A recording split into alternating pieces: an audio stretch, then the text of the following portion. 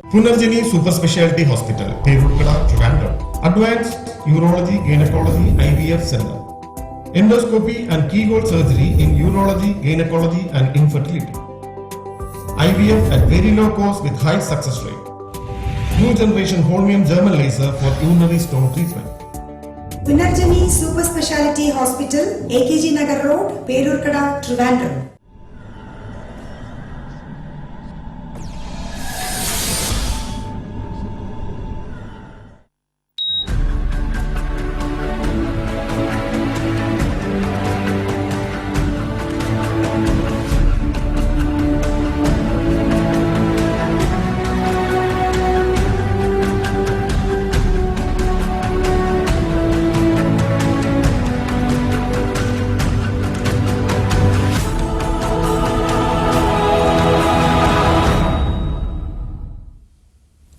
നമസ്കാരം. എല്ലാ ACV പ്രേക്ഷകർക്കും ലൈഫ് ബീറ്റ്സിലേക്ക് സ്വാഗതം. ലൈഫ് ബീറ്റ്സിൽ ഇന്നത്തെ നമ്മുടെ വിഷയം കൗമാര പ്രശ്നങ്ങളും ആർത്തവവും. ഈ വിഷയത്തെക്കുറിച്ച് നമ്മോട് കൂടുതൽ സംസാരിക്കുവാനും നിങ്ങളുടെ സംശയങ്ങൾക്ക് മറുപടി പറയുവാനുമായി നമ്മോടൊപ്പം ഉള്ളത് തിരുവനന്തപുരം പേരൂർക്കട പുനർജനി ഹോസ്പിറ്റലിലെ ചീഫ് ഗൈനക്കോളജിസ്റ്റും മാനേജിംഗ് ഡയറക്ടറുമായ ഡോക്ടർ സ്വീറ്റിയാണ്. ഡോക്ടർ സ്വീറ്റിക്ക് ലൈഫ് ബീറ്റ്സിലേക്ക് സ്വാഗതം. ഡോക്ടർ, കൗമാര പ്രശ്നങ്ങൾ എന്ന് പറയുമ്പോൾ അത് കൗമാരക്കാരെ ബാധിക്കുന്നതിനോടൊപ്പം തന്നെ അവരുടെ മാതാപിതാക്കളെയും ബാധിക്കാറുണ്ട്. അപ്പൊ ശരിക്കും ഈ കൗമാര പ്രശ്നങ്ങളെ കുറിച്ച് ഒരു ബോധവൽക്കരണം കൊടുക്കുമ്പം അത് പാരന്റ്സിനെയും കൂടെ ഇൻക്ലൂഡ് ചെയ്ത് ആയിരിക്കണം അല്ലേ? ഡോക്ടറുടെ അഭിപ്രായം? ശരിക്കും പാരന്റ്സിനെയാണ് ഒന്നാമത് ആദ്യം പറയേണ്ട ഒരു കാര്യം. കൗമാരം എന്ന് പറയുന്നത് ഒരു ബ്യൂട്ടിഫുൾ ഏജ് അല്ലേ, അഡോളസൻസ്. അപ്പോൾ നമ്മളെല്ലാവരും തിരിച്ചു പോകാൻ ആഗ്രഹിക്കുന്ന ഒരു പ്രായം. സോ അപ്പൊ അതിൽ അത്രത്തോളം നല്ല രീതിയിൽ സന്തോഷമായിട്ട് ഇരിക്കേണ്ട ഒരു കാര്യം. പക്ഷെ ആ സമയത്ത് ഒത്തിരി മാറ്റങ്ങൾ കുട്ടികളിൽ ഉണ്ടാവുന്നുണ്ട്. അതായത് ചിലപ്പോൾ ഒരു കുട്ടി ഒരു സ്ത്രീ ആകുകയും ഒരു പയ്യനൊരു പുരുഷനാവുകയും ഒക്കെ ചെയ്യുന്ന ഒരു പീരീഡാണ്. ഒരുപാട് മെന്റലായിട്ടുള്ള വികാസം, അതായത് ആ മാറ്റം, അതിന്റെ ഒരു ഗ്രോത്ത്, മെച്യൂരിറ്റി, പിന്നെ അതേപോലെ തന്നെ ഫിസിക്കലി ദേഹത്തിന്റെ കുറെ. അതിൽ ആൺകുട്ടികളെക്കാളും കൂടുതൽ എനിക്ക് തോന്നുന്നു പെൺകുട്ടികൾക്കാണ് ഈ ആർത്തവ ആരംഭം, മെനാർക്കി, അത് ഉണ്ടാവുന്ന ഒരു സമയം ആയതുകൊണ്ട് അതിനെ ചൊല്ലിയുള്ള വേറെ ഒരുപാട് പ്രശ്നങ്ങള് ഇതെല്ലാം ഉണ്ടാകുന്ന ഒരു കുറച്ച് സന്തോഷമുള്ള നല്ല ഒരു റൊമാൻറ്റിക്, പക്ഷെ അതേ സമയത്ത് പല പ്രയാസങ്ങളും അതേ സമയത്ത് ആ ഒരു ചെറിയ പ്രായത്തിൽ ഏൽക്കേണ്ട ഒരു അവസ്ഥ ഈ പെൺകുട്ടികൾക്കാണ് കൂടുതൽ ഉണ്ടാവുക. ബാല്യം വിട്ട് കൗമാരത്തിലേക്ക് പോകുന്നു, അതിന്റെ ആ കൺഫ്യൂഷൻ എങ്ങനെ വേണം. അപ്പൊ ഒരു മെന്റൽ വ്യത്യാസം ഭയങ്കരമാണ്. അതെല്ലാം അതിന്റെ ബേസിക് കാരണം ഹോർമോൺസ് കംപ്ലീറ്റ് ആയിട്ട്. ഇപ്പം ഒരു സ്ത്രീ ഹോർമോണുകൾ കൃത്യമായിട്ടൊരു പെൺകുട്ടിയിൽ ഉണ്ടാവുകയും അവൾ അപ്പോഴാണ് ഒരു ആക്ച്വലി ഒരു പെണ്ണായി മാറുന്ന, ഒരു സ്ത്രീയായി മാറുന്നത് കുട്ടിയിൽ നിന്നും. സോ അതൊരു വളരെ വളരെ ഇമ്പോർട്ടന്റ് ആയ ഒരു പീരീഡ് ആണ്. പിന്നെ അതിന്റെ ഇമ്പോർട്ടൻസ് എന്ന് പറയുന്നത്, സപ്പോസ് നമ്മള് ഈ ചെറുപ്പത്തിൽ ഉണ്ടാകുന്ന പല പ്രശ്നങ്ങൾ, ചെറുപ്പത്തിൽ കുഞ്ഞായിരിക്കുമ്പോൾ ഉള്ള ഈ കൗമാരപ്രായത്തിൽ ഉണ്ടാകുന്ന പല പ്രശ്നങ്ങളും ആ കുട്ടികൾക്കൊന്നും ചെയ്യാനുള്ള, അവർക്ക് അതിൻ്റെ ഉള്ള ഇതായിട്ടില്ലല്ലോ, സെൽഫായിട്ട് പോയി ഏത് നേടാനുള്ള. പക്ഷെ അവിടെ ഞാൻ എൻ്റെ ഒരു ഇതിൽ കാണുന്നത്, കൂടുതലും കണ്ടിട്ടുള്ളത്, മിക്കവാറും അവരുടെ പ്രശ്നങ്ങൾ, ഈ ആർത്തവം തുടങ്ങിക്കഴിഞ്ഞിട്ടുള്ള പ്രശ്നങ്ങൾ ഉപേക്ഷിക്കപ്പെടുകയാണ് ചെയ്യുന്നത്. എന്നുവെച്ചാൽ അതെങ്ങനെയാന്ന് വെച്ചാൽ, ഇപ്പൊ ഒരു കുട്ടിക്ക് ആർത്തവം തുടങ്ങി, സിവിയർ ആയിട്ട്, ഇപ്പൊ എനിക്ക് സ്ഥിരം പേഷ്യൻസ് വരുന്നതെന്ന് വെച്ചാൽ ആ കുട്ടി ഒരു 14-15 ആ വയസ്സിലുള്ള ആർത്തവം തുടങ്ങി ഒരു വിതിൻ ഒരു 2-3 months തൊട്ട് ഭയങ്കരമായിട്ടുള്ള വേദന തുടങ്ങും. അപ്പൊ അത് എന്ത് ചെയ്യുന്ന വെച്ചാല് ഈ വലിയ ഒരു കാര്യമല്ല നമ്മുടെ സൊസൈറ്റിയിൽ. അത് എന്ന് വെച്ചാൽ പണ്ട് മുതലേ ഈ വീടുകളിൽ പറഞ്ഞു കേട്ടിട്ടുണ്ട്. അത് ഈ പ്രായമായവർ പണ്ട് പറഞ്ഞുണ്ടാക്കിയ കുറച്ച് കഥകളുണ്ട്. അത് സാരമില്ല, കല്യാണം കഴിയുമ്പോ മാറിക്കോളും. അപ്പൊ ഈ 13 വയസ്സായ കുട്ടി ഈ കല്യാണം കഴിയണവരെ അത് മാത്രമല്ല, കല്യാണം കഴിയുമ്പോ എല്ലാം മാറുന്ന, ഭ്രാന്ത് മാറുന്ന പറയണത് പ്രയാസമാണ്. കാര്യം വെച്ചാൽ അങ്ങനെ ഒരു മാറുന്ന ഒരു സംഗതി ഒന്നും ഇല്ല.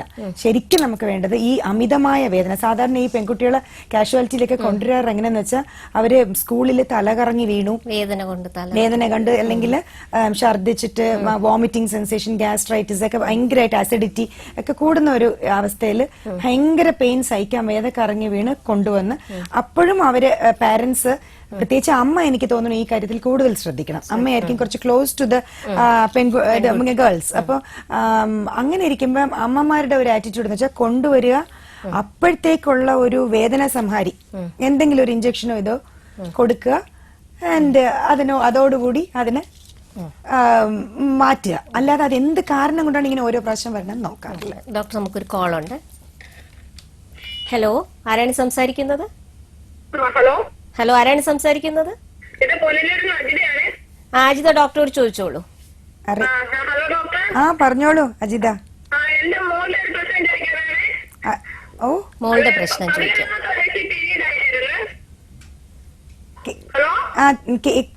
വ്യക്തമായില്ല. മോളുടെ ഒരു പ്രശ്നം ചോദിക്കാം. അത് മനസ്സിലായി. ചോദിച്ചോളൂ, ഉറക്കെ ചോദിച്ചോളൂ.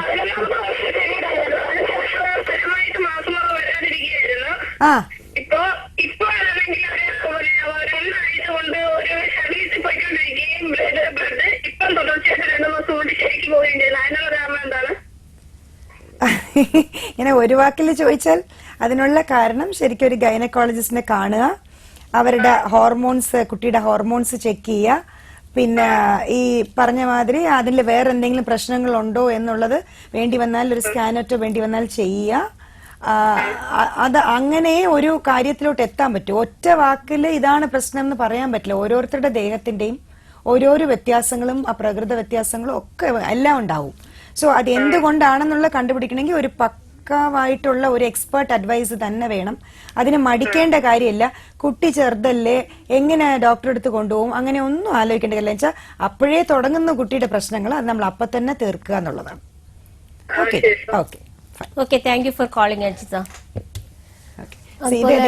ഞാൻ ഈ പറഞ്ഞ പോലെ ഇപ്പൊ ഇവര് ചോദിച്ച പോലെ അവർക്ക് ഒരൊറ്റ വാക്കിൽ മറുപടി വേണം. കാര്യം എന്ന് വെച്ചാല് ഓരോരുത്തർക്കും ആ ഒരു പ്രായത്തില് അത് ഇമ്പോർട്ടന്റ് ആണ്. കാര്യം വെച്ചാൽ അപ്പോഴ് വരുന്ന ഈ അമിതമായ വേദന, എൻഡോമെട്രിയോസിസ് എന്നൊക്കെ പറയുന്ന രോഗങ്ങളുടെ ഒരു തുടക്കമായിരിക്കാം. അല്ലാതെ അത് നിസാര വേദനയാവില്ല. അത് തന്നെയാണ് പിന്നെ വന്ധ്യതയിലേക്ക് പോകുന്നത്. ഈ വേദന തന്നെ പല ടൈപ്പിൽ. അത് ഒന്ന് വന്നിട്ട് സ്പാസ്മോഡിക് പെയിൻ, അത് ഈ ഗർഭപാത്രം ചുരുങ്ങുകയും കൺട്രാക്ട് ചെയ്യുമ്പോഴത്തേക്കും ഗർഭപാത്രം ചുരുങ്ങുമ്പോൾ ഉള്ള വരുന്ന ഒരു വേദന ഉണ്ട്. അപ്പൊ അത് ഇറ്റ്സ് ഓക്കെ. നമുക്ക് വന്നിട്ട് കുറച്ച് അതൊക്കെയാണ് ഈ പണ്ടത്തെ ആളുകൾ പറയുന്നത്. ചിലപ്പം ഒരു ഡെലിവറി അല്ലെങ്കിൽ ഒരു ഇതൊക്കെ കഴിയുമ്പോൾ ചിലപ്പോൾ മാറും. പക്ഷെ അത് ഇറ്റ്സ് ഓക്കെ. അത് ആയിരിക്കണം എന്നില്ല. ഇപ്പോഴത്തെ ഒരു രീതി അനുസരിച്ച് നോക്കുമ്പോൾ നമുക്ക് 60-70% എന്തെങ്കിലും പ്രോബ്ലം ഉള്ള വേദനയായിരിക്കും, സിവിയർ പെയിൻ. പക്ഷെ ഇതിൽ അതിനേക്കാളും ദോഷമായ ഒരു സംഗതിയാണ് ഇവർ ചെയ്യുന്നത്. എന്ന് വെച്ചാൽ ഈ വേദനയ്ക്ക് വേണ്ടിയിട്ട് കൊണ്ടുവന്ന് ഒരു പെയിൻ കില്ലർ എടുക്കും, അല്ലെങ്കിൽ ആദ്യം ഡോക്ടർ ഒന്ന് പ്രിസ്ക്രൈബ് ചെയ്താൽ പിന്നെ വർഷങ്ങളോളം ഇവർ തന്നെ മെഡിക്കൽ ഷോപ്പിൽ പോയി ഞാൻ അങ്ങനെയുള്ള ഒത്തിരി പേരെ അതേ മെഡിസിൻ വാങ്ങിക്കും. അത് എന്തുമാത്രം കിഡ്നിക്കും ലിവറിനും ഒക്കെ പ്രശ്നം ഉണ്ടാക്കും ആ കുഞ്ഞിൽ തന്നെ എന്നുള്ളത് മനസ്സിലാക്കാതെയാണ് ഈ സെൽഫ് മെഡിക്കേഷൻ, തനിയെ ഉള്ള ഈ ട്രീറ്റ്മെന്റ്. സോ അത് പലരിൽ ഇനിയിപ്പോ എന്തിനാ ഈ കൊച്ചിനെ എപ്പോഴും കൊണ്ടുപോകണം എന്നുള്ളത്. പക്ഷെ തല കറങ്ങി വീണ് പ്രശ്നമാകുമ്പോൾ കൊണ്ടുവരും. That is another point. പിന്നെ അതുപോലെ തന്നെ ഈ ആർത്തവം 2 പ്രാവശ്യമൊക്കെ വരുന്നവരുണ്ട്. ഈ പെൺകുട്ടികൾക്ക് ഇത് തുടങ്ങി കഴിയുമ്പോഴത്തേക്കും 1 മാസത്തിൽ 2 പ്രാവശ്യം വരും. അല്ലെങ്കിൽ ഇപ്പൊ ബ്ലീഡിങ് തുടങ്ങിക്കഴിഞ്ഞാൽ നിർത്താതെ ഒരു 30 ദിവസം ഇങ്ങനെ പോയിക്കൊണ്ടിരിക്കും. ഇതെല്ലാം ഓരോരോ എന്തെങ്കിലും ഒരു രോഗലക്ഷണത്തിന്റെ തുടക്കം തന്നെയാണ്. ഒരിക്കലും ആ ഒരു നോർമലായിട്ട് ഒരു സംഭവം ഇങ്ങനെ 30 ദിവസം ബ്ലീഡിങ്. അപ്പൊ അതിന്റെ അർത്ഥം ഹോർമോൺസ് ശരിക്കും വർക്ക് ചെയ്യുന്നില്ല. എല്ലാം കൂടി ഒരു കോർഡിനേഷൻ ഇല്ല. നമ്മുടെ സ്ത്രീ ഹോർമോണുകളുടെ ഒരു കോർഡിനേഷൻ ഇല്ല. എല്ലാം കൂടി ഒരു കറക്റ്റായിട്ട് പ്രവർത്തിക്കാനുള്ള ഒരു അവസ്ഥയില്ല. ആൻഡ് അതേപോലെ തന്നെ ആ ഒരു കുട്ടിയുടെ ഈ ഇത് ബേസിക് ആയിട്ടുള്ള ഉള്ളിലുള്ള അവയവങ്ങൾ, അതായത് യൂട്രസ്, ഇത് ഓവറി, ഇതിനൊക്കെ വേറെ പ്രശ്നങ്ങളില്ലേ എന്നാണ് നമ്മൾ ആദ്യം നോക്കേണ്ട കാര്യങ്ങൾ. സോ ഇതൊന്നും നോക്കുന്നുണ്ട്. പലർക്കും ഒരു സ്റ്റിഗ്മ ഇൻ ദ സൊസൈറ്റി എന്ന് വെച്ചാൽ ഇത്രയും ചെറിയ കുട്ടിനെയൊക്കെ ഗൈനക്കോളജിസ്റ്റിനെ കാണേണ്ട ഒരു ഒറ്റ ആവശ്യത്തിനാണ്, പ്രസവത്തിന് വേണ്ടി മാത്രം എന്നൊരു ധാരണ നമ്മുടെ ഈ ഇതിന് ഗൈനക്കോളജിസ്റ്റ് എന്ന് പറഞ്ഞാൽ ഈ പ്രസവം എടുക്കണവരാണ്. മനസ്സിലായി? എത്രയോ അഡ്വാൻസ്ഡ് ആണ് ഇപ്പോഴേ ഗൈനക്കോളജി എന്ന് പറഞ്ഞാൽ. ഇത് ഈ പറഞ്ഞ ഗർഭസ്ഥ ശിശുവിനെ പുറത്തു കൊണ്ടുവരിക എന്നുള്ളത് മാത്രമല്ല, അതിനെ ഈ പറഞ്ഞ പോലെ നമ്മൾ അതിനെ രക്ഷിക്കുക, അതിന്റെ പെർഫെക്റ്റ് ആണ് ആ കുട്ടി പുറത്തു വരുമ്പോ എന്നുള്ളത് നോക്കേണ്ട സർവത്ര ടെക്നോളജീസ് ഇപ്പോൾ ഉണ്ട്. അതുപോലെ തന്നെ ഈ കുഞ്ഞിൽ ഉണ്ടാവുന്ന ഈ മാറ്റങ്ങൾ, ആർത്തവ മാറ്റങ്ങൾ പെർഫെക്റ്റ് ആയിട്ട് നമുക്ക് നമുക്ക് കോർഡിനേറ്റ് ചെയ്ത് കൊണ്ടുപോകാൻ പറ്റും. ഒരു സമയം വരെ ഈ പറഞ്ഞ പോലെ കുറച്ച് ആദ്യം തുടങ്ങി ഒരു 4-5 മാസം, ഒരു 3-4 മാസം ചിലപ്പം വരത്തില്ല, അല്ലെങ്കിൽ ചിലപ്പം 1 മാസം 2 പ്രാവശ്യം വരും. അതൊക്കെ ഒരു 3 മാസം വരെയൊക്കെ നമ്മൾ വെയിറ്റ് ചെയ്യാം. കാരണം 6 മാസം വരെ നമുക്ക് ആ കുട്ടിക്ക് ഒരു പ്രോപ്പർ ടൈമിംഗ് ഓഫ് ഇത് കൊടുക്കാൻ പറ്റും. ഈ ഹോർമോൺസ് ഇപ്പൊ ഒരു 12-13 ഹോർമോൺസ് ഒരുമിച്ച് ചേർന്നാൽ മാത്രമേ നമ്മുടെ ബോഡി അത്രയും കറക്റ്റ് ആയിട്ട് ഫങ്ഷൻ ചെയ്യുള്ളൂ, ഈ കറക്റ്റ് ആയിട്ട് ഈ ആർത്തവ ചക്രം ഉണ്ടാവുക. സോ അത് വരുത്താൻ വേണ്ടി നമുക്കൊരു കുറച്ച് വെയിറ്റ് ചെയ്യാം. പക്ഷെ അപ്പോഴും ഒക്കെ പ്രിക്കോഷൻസ് എടുക്കേണ്ട. കുട്ടിക്ക് ബേസിക് ആയിട്ടുള്ള ന്യൂട്രീഷൻ നല്ലതാണോ കൊടുക്കുന്നതെന്ന് അറിയണം.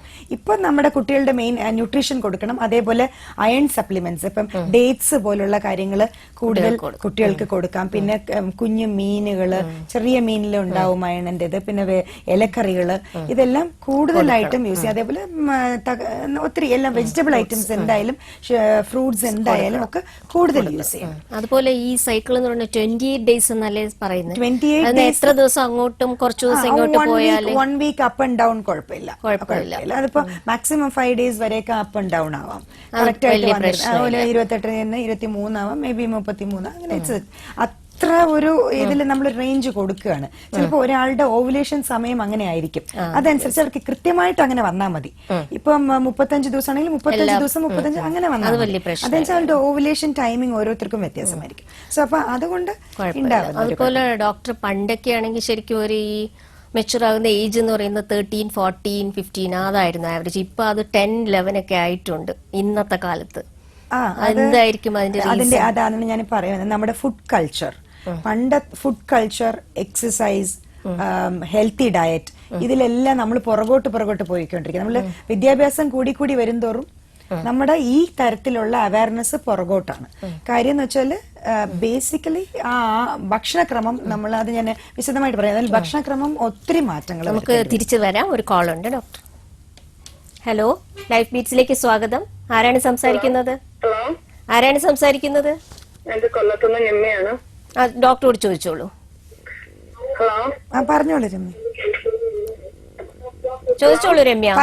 പറഞ്ഞോളൂ. എനിക്ക് എന്റെ കല്യാണം കഴിഞ്ഞിട്ട് 10 വർഷമായിരുന്നു. അപ്പൊ കഴിഞ്ഞ സെപ്റ്റംബറില് ഞാൻ ഗർഭിണിയായിരുന്നു. അത് ട്യൂബിലായിരുന്നു. അപ്പൊ ട്യൂബ് മുറിച്ച് അത് പോയി. പിന്നെ എനിക്ക് കറക്റ്റിന് പീരീഡ് ആയിക്കൊണ്ടിരുന്നായിരുന്നു. എന്റെ ഹസ്ബൻഡ് ഗൾഫിലായിരുന്നു. അങ്ങനെ അദ്ദേഹം വന്ന് ആദ്യത്തെ മാസം എനിക്ക് പീരീഡ് 12 ദിവസം കഴിഞ്ഞാ വന്നത്. ഇപ്പൊ 2-3 മാസം കൊണ്ട് അങ്ങനെ കറക്റ്റിന് വരുന്നതുമില്ല. അപ്പൊ ആ ട്യൂബ് മുറിച്ച ഭാഗത്ത് വേദനയുണ്ട്. ലാപ്രോസ്കോപ്പി ആണോ ചെയ്തത് അതോ ഓപ്പൺ ആണോ? ഓപ്പറേഷൻ ചെയ്തത്. ഓപ്പൺ ചെയ്ത്. ശരി. അപ്പൊ അത് നോക്കേണ്ടത് ഈ പീരിയഡ്സ് വരാത്തത് എന്തുകൊണ്ടാണെന്നുള്ളത് നമുക്ക് നോക്കണം. ഒന്നാമത്തെ കാര്യം, ഓവറിയിലെ സിസ്റ്റുകളോ അങ്ങനെ വല്ലതും ഉണ്ടോ, അല്ലെങ്കിൽ ഹോർമോൺ വ്യത്യാസങ്ങളുണ്ടോ, ഇങ്ങനത്തെ കുറച്ച് കാര്യങ്ങൾ നമുക്ക് അല്ലെങ്കിൽ രക്തക്കുറവുണ്ടോ, ഇതൊക്കെ ബേസിക്കലി ഒന്ന് നോക്കി കഴിയുമ്പോൾ നമുക്ക് ശരിക്കുള്ള ആ ഒരു കാരണം കണ്ടുപിടിക്കാൻ പറ്റും. കാരണം കണ്ടുപിടിച്ചാൽ പിന്നെ ട്രീറ്റ്മെന്റ് വളരെ ഈസിയാണ്. ഓക്കെ. സോ അപ്പൊ ഇത് നല്ലൊരു ഗൈനക്കോളജിസ്റ്റിനെ കാണുക, അവരുടെ എക്സ്പേർട്ട് അഡ്വൈസ് എടുക്കുക, എന്നിട്ട് കാര്യമായിട്ടുള്ള ചെയ്യേണ്ട കാര്യങ്ങളുള്ള ഇതൊക്കെ ചെയ്യുക. പരിശോധനകള് ഇതെല്ലാം ചെയ്ത് നോക്കുമ്പോഴത്തേക്ക് നമുക്ക് ഇതിന്റെ ഒരു ഐഡിയ കിട്ടും. തീർച്ചയായിട്ടും എന്താണ് പ്രശ്നം, അത് പരിഹരിച്ചാൽ മതി. You will be all right. Okay, thanks for calling Ramya. Life ബീറ്റ്സിൽ ഇനിയൊരു ബ്രേക്കാണ്. ബ്രേക്കിന് ശേഷം വീണ്ടും കാണാം.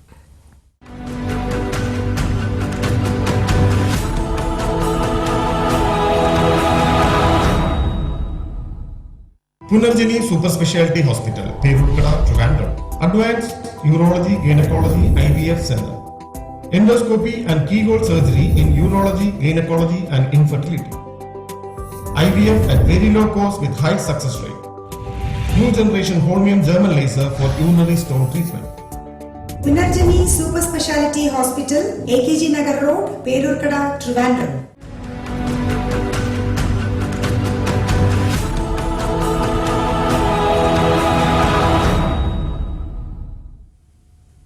ലൈഫ് ബീറ്റ്സിലേക്ക് വീണ്ടും സ്വാഗതം.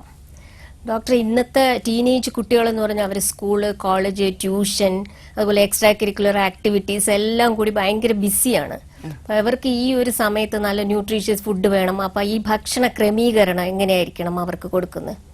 ഇപ്പോഴത്തെ കുട്ടികൾക്ക് എക്സ്ട്രാ കരിക്കുലർ ആക്ടിവിറ്റീസ് എന്ന് പറഞ്ഞാൽ കൂടി വന്നാൽ എന്തെങ്കിലും പാട്ടോ ഡാൻസ്. പക്ഷെ അതൊന്നും ആരും കറക്റ്റായിട്ട് കണ്ടിന്യൂ ചെയ്യില്ല, അതൊരു കാര്യം. പക്ഷെ ബേസിക്കലി ഞാൻ പറയാം, ഇപ്പോഴത്തെ നമ്മളെ പണ്ട് ഉള്ള കുട്ടികളെ നോക്കുകയാണെങ്കിൽ ഒരു 16-17 വയസ്സ് അല്ലെങ്കിൽ കല്യാണ സമയം വരെയൊക്കെ നല്ലോണം മെലിഞ്ഞിട്ട് വളരെ, പിന്നെ അത് കഴിഞ്ഞിട്ട് ഒരു ഡെലിവറിയോ അങ്ങനെയൊക്കെ കഴിയുമ്പോഴായിരിക്കും അവർ കുറച്ച് വണ്ണം വെക്കുക, അങ്ങനെയൊക്കെ നമ്മൾ കാണാൻ പറ്റുന്നത്. പക്ഷെ ഇപ്പൊ നമ്മള് ഒരു ബേസിക് സ്ട്രാറ്റജി, ഒരു ഗേൾസ് സ്കൂളിൽ പോയി നോക്കിയാൽ ഒരു ക്ലാസ്സിൽ 30 കുട്ടികളുണ്ടെങ്കിൽ ഏകദേശം ഞാൻ കണ്ടിട്ടുണ്ട് അതൊരു 10-12 കുട്ടികളെങ്കിലും ഓവർ ദെൻ ഹൈറ്റ് ആയിരിക്കും. വെയിറ്റ് ടു ഹൈറ്റ് റേഷ്യോ കൂടുതലായിരിക്കും.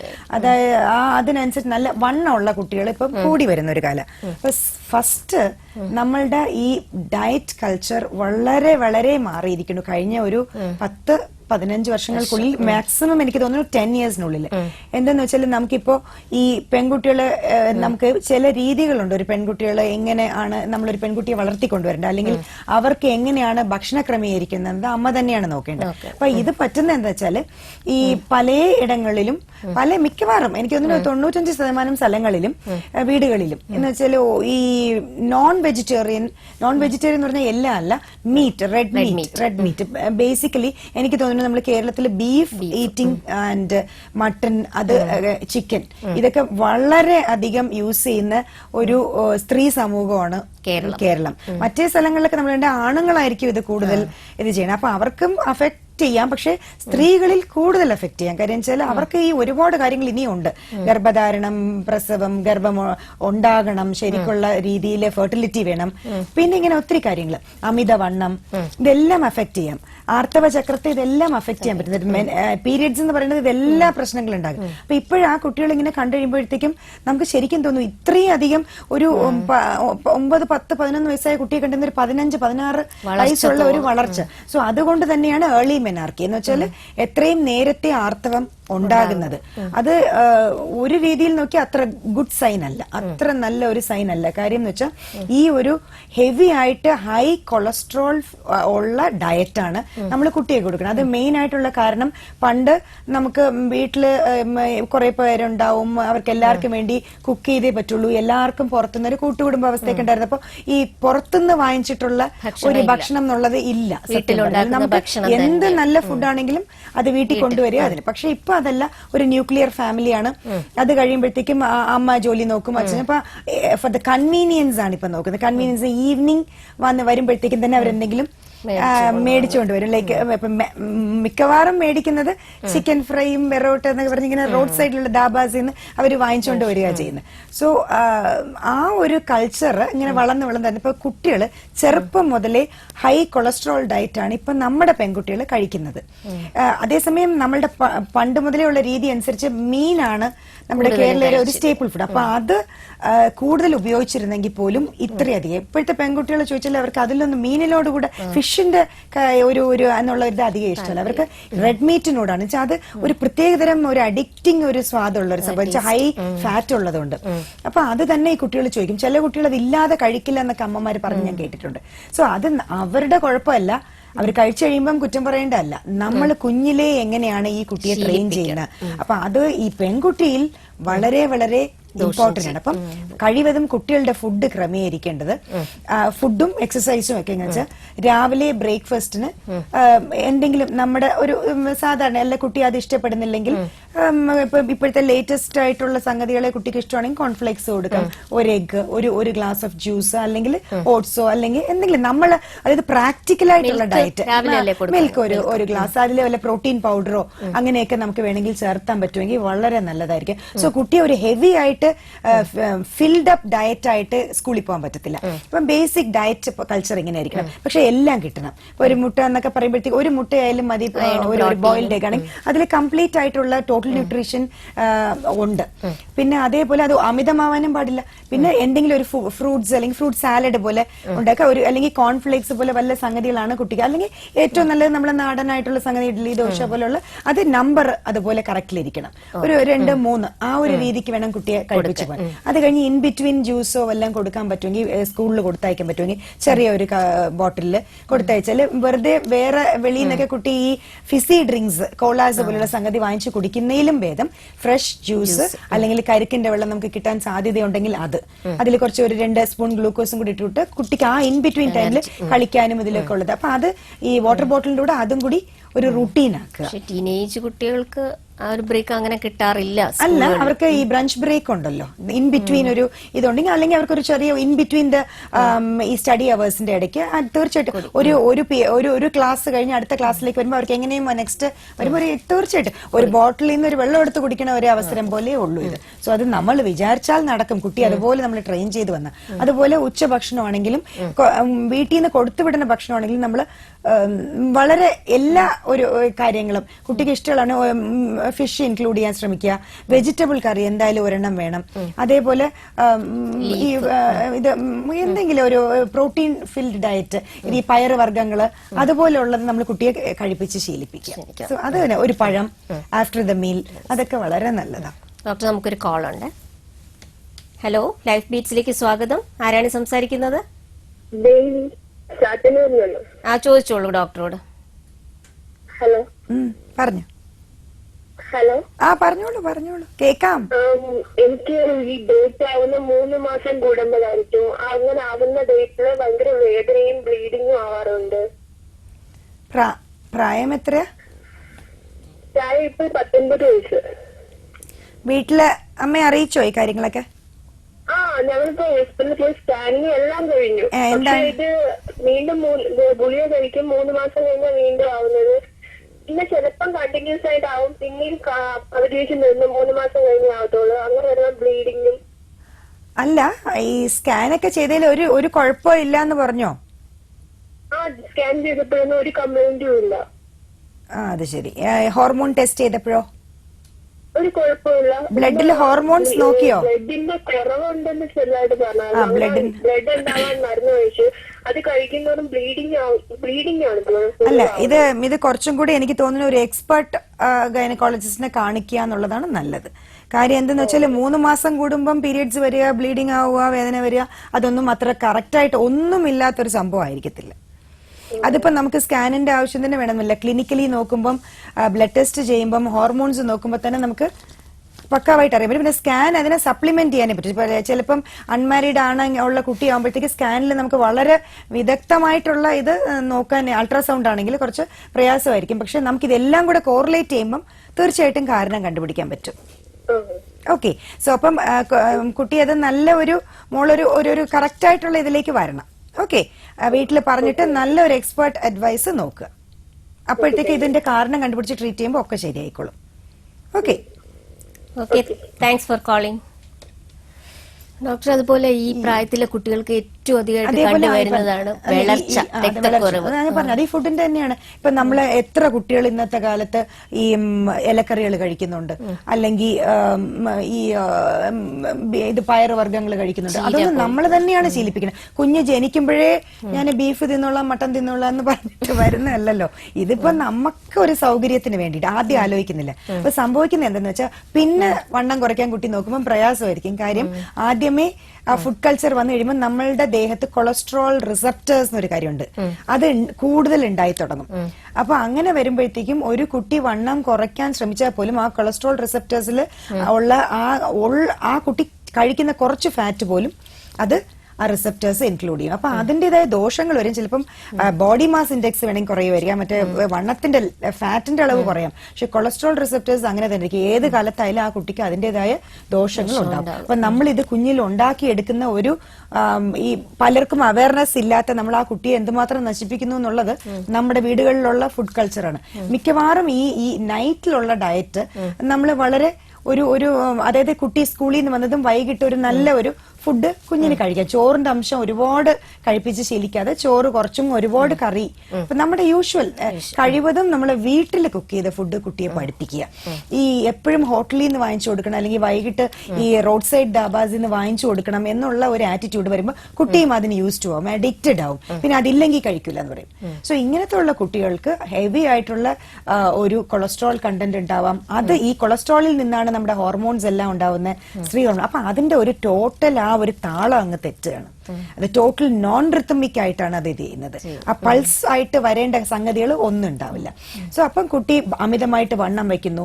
പിന്നെ ഏറ്റവും കൂടുതൽ അങ്ങനെ ആ വണ്ണം കൊണ്ടും നമ്മൾ ആ കുട്ടിക്ക് പിന്നെ ഉണ്ടാവുന്നത് അണ്ഡാശയ പ്രവർത്തന കുറവ്, that is ovarian function defect ആണ് ഉണ്ടാവുന്നത്. അതിനെ നമ്മൾ പോളിസിസ്റ്റിക് ഒവേറിയൻ ഡിസീസ് എന്നുള്ള അത് ചെറുപ്പത്തിലേ ഉണ്ടാവുകയും അത് പലരുടെയും വിചാരം ഈ സ്കാനുകൾ പലതും ചെയ്യുമ്പോൾ എക്സ്പേർട്സ് ആയിട്ടുള്ള ഒരു സ്കാനിങ് അല്ലാത്തപ്പോ ഈ പോളിസിസ്റ്റിക് ഓവറിയൊക്കെ കണ്ടുപിടിക്കാൻ പ്രയാസമായിരിക്കും.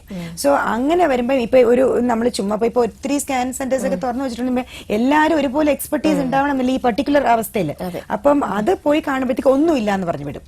സോ അതൊരു ഫൈനൽ വേർഡ് അല്ല. നമ്മൾ ഒരു അസുഖത്തിന് ഒരു സ്കാൻ വെച്ചോ അല്ലെങ്കിൽ ഒരു ബ്ലഡ് ടെസ്റ്റ് വെച്ചോ ഇതൊന്നും നമുക്ക് ക്ലിനിക്കൽ ആയിട്ടുള്ള കുറച്ച് കാര്യങ്ങളുണ്ട്. നമുക്ക് പണ്ട് നമ്മൾ അങ്ങനെയാണ് നമ്മുടെ ഇപ്പം ഞങ്ങളുടെയൊക്കെ സീനിയർ പ്രൊഫസേഴ്സ് കണ്ടുപിടിച്ചത്. ഇതിന്റെ ഇത്രയൊന്നും വേണ്ട, പക്ഷെ കൃത്യമായിരിക്കും ഡയഗ്നോസിസ് എന്നുവെച്ചാൽ അവർ എല്ലാ കാര്യങ്ങളും കോറിലേറ്റ് ചെയ്യും. ക്ലിനിക്കലി ഒരു കുട്ടി ഇപ്പം ഒരു പേഷ്യന്റ് കയറി വരുമ്പോൾ തന്നെ ഈ കുട്ടിക്ക് വളർച്ചയുണ്ടോ ഇതൊക്കെ നോക്കുക എന്നുള്ളതാണ് ഒരു ഡോക്ടറുടെ ആ ഒരു ബേസിക് ക്വാളിറ്റി. ഈ കുട്ടി വളർച്ചയുള്ള കുട്ടിയാണോ, ഇതിന്റെ ആ ഒരു ബോഡി മാസ് ഇൻഡെക്സ് ഹൈറ്റിനൊത്ത വെയിറ്റ് അല്ല, ഷീസ് ഓവർ വെയിറ്റ്, പിന്നെ മുഖത്ത് മുടി വളർച്ചകള്, ഈ പിന്നെ സ്കിൻ ക്വാളിറ്റി, ഇതെല്ലാം നോക്കുമ്പോൾ നമുക്ക് ഉള്ളിലുള്ള പ്രശ്നങ്ങളുടെ ഇൻഡിക്കേറ്റർ ആണ് നമ്മളുടെ വെളിയിൽ ആ കുട്ടിയിൽ നമ്മൾ കാണാൻ പറ്റുന്നത്. ചില കുട്ടികൾ വന്ന് കയറുമ്പോഴേ നമുക്ക് കാണാം ഈ ഇങ്ങനത്തെ മീശ പോലത്തെ സംഗതികളൊക്കെ മിക്കവാറും കാണാല്ലേ. മുടി ഒരുപാട് കയ്യിലും കാലിലൊക്കെ നിറയെ മുടി കാണാം. കുഞ്ഞു കുട്ടികളെ കൊണ്ടുവരുമ്പോ കുഞ്ഞല്ല മേ ബി 13, 14, 15 വരുമ്പോ ഈ ചെറിയ ചെറിയ താടി പോലത്തെ ഇത്, പിന്നെ അതേപോലെ വളർച്ച ഉണ്ടാവാം,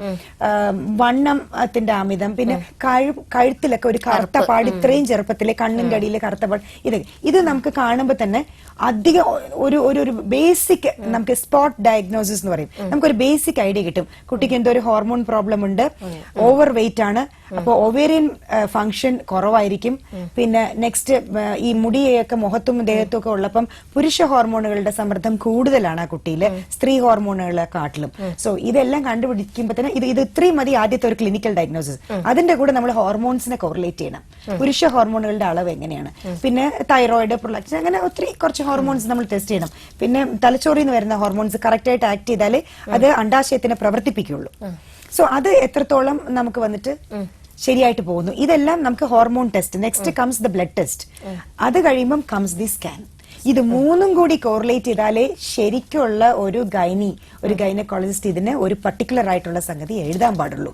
ഇന്നതാണ് ഒന്നുമില്ലാന്ന് എഴുതുന്നത് വളരെ എളുപ്പമാണ്, നോർമൽ എന്ന് എഴുതി. പക്ഷെ അബ്നോർമാലിറ്റി കണ്ടുപിടിച്ച് അതിനെ കൊണ്ടുവന്ന്, അപ്പൊ ഈ കുട്ടി ഓൾറെഡി അബ്നോർമാലിറ്റി ആ കുട്ടി പറയുന്നുണ്ട്. ഇപ്പൊ കുറച്ചു മുമ്പ് വന്നൊരു ഫോൺ പോലെ 3 മാസം കൂടുമ്പോ എനിക്ക് വരുന്നു ആൻഡ് സിവിയർ ബ്ലീഡിംഗ് ഉണ്ട്, but scan says normal. So അപ്പം അത് മാത്രമുള്ള ഒരു ഇത് പോരാ. അപ്പൊ ഡോക്ടറുടെയും ഇത് എല്ലാം കൂടിയുള്ള കോർഡിനേഷൻ. അപ്പൊ ഇപ്പൊ നമ്മൾ കൂടുതൽ കണ്ടുവരുന്നത് എനിക്ക് തോന്നുന്നു ഇപ്പൊ ക്ലിനിക്കില് എനിക്ക് ദാറ്റ് ഈസ് ഹോസ്പിറ്റലിൽ എനിക്ക് മാക്സിമം കാണാൻ പറ്റുന്നത് ആ ഒരു 14 to 18 ഏജ് ഗ്രൂപ്പിൽ polycystic ovary. Later in life also വരാം കുട്ടികൾ ഉണ്ടാവാതെ. അപ്പം അതിന്റെ ഒരു വലിയ ഒരു ദോഷാവസ്ഥ 3-4 കാര്യങ്ങളാണ്. ചെറുപ്പത്തിലെ ഡയബറ്റിക് ആവും. ഇത്രയും വണ്ണം കൂടിയ ഒരു കുട്ടി, അതൊരു പ്രീ ഡയബറ്റിക് സ്റ്റേജ് ആണ്. തീർച്ചയായിട്ടും ആ she'll become A diabetic as early as possible. ഈ ഒരു കാര്യം എന്ന് വെച്ചാൽ ഷുഗർ ലെവൽ ഭയങ്കര ഹൈ ആയിരിക്കും ഈ കുട്ടിയിൽ. ഇൻസുലിൻ സെൻസിറ്റിവിറ്റി എന്നൊരു കാര്യം കുറവായിരിക്കും. എന്ന് വെച്ചാൽ ഇൻസുലിൻ എന്നുള്ളൊരു ഹോർമോൺ ഉണ്ടെങ്കിൽ നമ്മൾ ഷുഗർ ടിഷ്യൂസിനകത്ത് കയറുള്ളൂ. അപ്പൊ അത് കുറയുമ്പോഴത്തേക്കും ഷുഗർ ബ്ലഡിൽ തന്നെ കൂടുതലിരിക്കും. അതിന്റേതായ എല്ലാ ദോഷങ്ങളും കുട്ടിക്ക് കാണും. ഡയബറ്റിക് എന്ന് പറയുന്നത് അത് തന്നെയാണ്. ബ്ലഡിൽ ഷുഗർ ലെവൽ കൂടിയിരിക്കുകയും ഷുഗർ നമ്മുടെ ടിഷ്യൂസ് അല്ലെങ്കിൽ നമ്മുടെ ദേഹത്തിന്റെ ബാക്കി ഭാഗങ്ങളിൽ യൂട്ടിലൈസ് ചെയ്യാൻ പറ്റാതെ പോകുന്നതാണ് ഏറ്റവും ദോഷമുള്ള. അപ്പൊ ഫാസ്റ്റിംഗ് ഇൻസുലിൻ ഒക്കെ നമ്മൾ നോക്കണം. അതുപോലെ ഈ കൗമാരക്കാർക്ക് മറ്റെന്തൊക്കെ രോഗങ്ങൾ വരാൻ അതാണ്. അപ്പൊ ഈ പോളിസിസ്റ്റിക് ഓവറി എന്ന് പറയുന്നത് ഏറ്റവും കൂടുതൽ കാണുന്ന ഒരു സംഗതിയായിട്ട് ഞാൻ കൂടുതൽ പറയേണ്ടി വന്നത്. അപ്പം അമിതവണ്ണം, മുഖത്ത് മുടി വളർച്ച, മുടി പൊഴിച്ചില്, ഇതെല്ലാം ഉണ്ടാവാം. സോ അതിനോടൊപ്പം കുറച്ച് ഈ ബ്ലഡ് ടെസ്റ്റ് ഒക്കെ ചെയ്യുമ്പോൾ വേറെ സ്ത്രീ ഹോർമോണുകൾ കുറവും പുരുഷ ഹോർമോണുകൾ കൂടുതലും കാണാം. ഈ സ്കാൻ ചെയ്യുമ്പോഴത്തേക്കും അണ്ടാശയം നമ്മള് പീരിയഡ്സ് വരികയാണെങ്കിൽ അതിന്റെ ഒരു 10-11 ദിവസം കഴിയുമ്പോൾ ചെയ്യുമ്പോഴത്തേക്ക് അണ്ടാശയ പ്രവർത്തനമില്ല എന്നുള്ളത് മനസ്സിലാവാൻ പറ്റും. അതായത് അണ്ടാശയ പ്രവർത്തനം എന്ന് പറഞ്ഞാൽ എഗ്സ് ഉണ്ടാക്കുക, ഓവുലേഷൻ, മുട്ടകൾ ഉണ്ടാക്കുക എന്നുള്ളത്. സോ ആ പ്രവർത്തനം നമുക്ക് വളരെ കുറവാണെന്നുള്ളത് ഇനാക്റ്റീവ് ഓവറീസ് എന്നുള്ളത് കാണാൻ പറ്റും. പിന്നെ ഓവറിയിൽ കൊച്ചു കൊച്ചു കൊച്ചു കൊച്ചു കുമിളകള്, ചെറിയ കുമിളകൾ പോലെ ഉള്ള കുമിളകൾ എന്ന് പറഞ്ഞാൽ സിസ്റ്റിനെ വെള്ളം കൊണ്ട് പൊക്കിയതുപോലത്തെ ഒരു സംഗതി. അപ്പൊ അതിങ്ങനെ കൂടുതലായിട്ട് കാണാൻ പറ്റും. സോ അതൊക്കെയാണ് പോളിസിസ്റ്റിക് ഓവറി. ഇത് ഞാൻ കൂടുതൽ പറയാൻ കാര്യം ഒത്തിരി 80% പെൺകുട്ടികളിൽ ഇതിപ്പോ ഉണ്ട്. ഞാൻ കം അക്രോസ് ചെയ്യണം. I am doing A research on this. കാര്യം എന്ന് വെച്ചാൽ അത് അത്രത്തോളം കൂടുതൽ എന്തുകൊണ്ട് സൊസൈറ്റിയിൽ വരണം, അത് ഫുഡാണോ ഇതാണോ, അങ്ങനെ കുറെ കാര്യങ്ങളുണ്ട് നമുക്ക് അതിൽ ഡീലിനിയേറ്റ് ചെയ്ത് നമുക്ക് അതിനെ ഒരു പക്കാവാക്കാനുള്ള. സോ അപ്പൊ എനിക്ക് തന്നെ ഒരു 3000 മുകളിലുള്ള patients over a time of the period ഉണ്ടെങ്കിൽ അപ്പൊ ഓരോരുത്തരും എന്തുമാത്രം ഇത് സൊസൈറ്റിയിലുണ്ട്. അതിന്റെ മെയിൻ പ്രശ്നം അവരറിയാൻ പോണത് കല്യാണം കഴിഞ്ഞ് ഇത് നിസ്സാരമായിട്ട് ഇപ്പൊ ഒരു കുട്ടിക്ക് 6 മാസം കൂടുമ്പോഴേ പീരിയഡ്സ് വരുള്ളൂ. ഇങ്ങനത്തെ പോളിസിസ്റ്റിക് ഓവറി 3 മാസം കൂടുമ്പോൾ പീരിയഡ്സ് വരും. അത് കുട്ടി വളരെ സൗകര്യം വിചാരിക്കും, വീട്ടുകാർക്കും സൗകര്യം വിചാരിക്കും. ഡോക്ടർ, നമുക്കൊരു കോൾ ഉണ്ട്. Life beat. ഹലോ, കോൾ കട്ടായി ഡോക്ടർ. നമുക്ക് സോ അപ്പം ഈ പോളിസിസ്റ്റിക് ഓവറിയൻ ഡിസീസിന്റെ പിന്നെ ഉള്ള പ്രശ്നം ആളുകൾ ഓട്ടം തുടങ്ങുന്നത് കല്യാണം കഴിഞ്ഞ് പീരിയഡ്സ് ഇതേപോലെ തന്നെ പീരിയഡ്സ് ആദ്യമേ ഇറഗുലർ ആയിരിക്കും, വരാതെ പോവുക ചെയ്യുന്നത്. വരുമ്പം ചിലപ്പോൾ ഓവർ ബ്ലീഡിംഗ് ആയിരിക്കും. അത് ഒരു മൈൻഡില്ല, വന്നില്ലല്ലോ എന്നുള്ള സുഖമാണ് കുട്ടിക്കും.